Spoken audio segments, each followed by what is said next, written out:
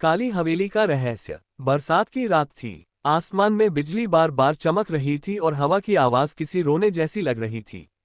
रवि अपनी बाइक से घर लौट रहा था, तभी रास्ते में उसे एक पुरानी हवेली दिखाई दी। गांव के लोग उसे काली हवेली कहते थे। कहते हैं जो भी रात में वहां गया वापस नहीं आया। रवि को डर नहीं लगता था। उसने सोचा ये सब अफवाहें हैं। अचानक उसकी बाइक बंद हो गई। मोबाइल भी नेटवर्क नहीं पकड़ रहा था। मजबूरी में वह हवेली की ओर बढ़ गया। हवेली का दरवाजा अपने आप चरचराते हुए खुल गया।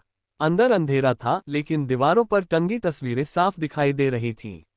रवि ने देखा कि उन तस्वीरों में कुछ लोग खड़े हैं और उनमें एक चेहरा बिल्कुल रवि जैसा था। उसका दिल तेज धड़कने लगा।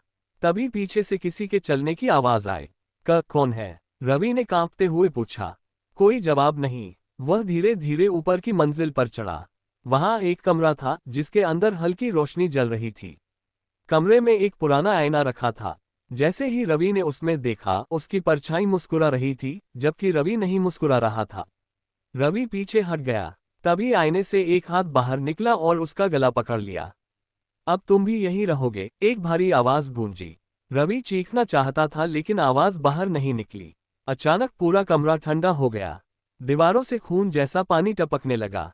हवेली के अंदर से कई आवाजें आने लगी, रोने की, हंसने की, चिल्लाने की। रवि भागने लगा, लेकिन हर दरवाजा बंद था। सीढ़ियां गायब हो चुकी थीं। तभी सामने वही परछाई खड़ी थी। तुम मेरी जगह लेने आए हो? उसने कहा। और अगले ही पल सब कुछ अंधेरा हो गया।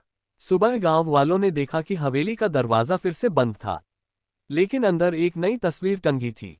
उसमें रवि खड़ा था, आंखें खाली और चेहरा डर से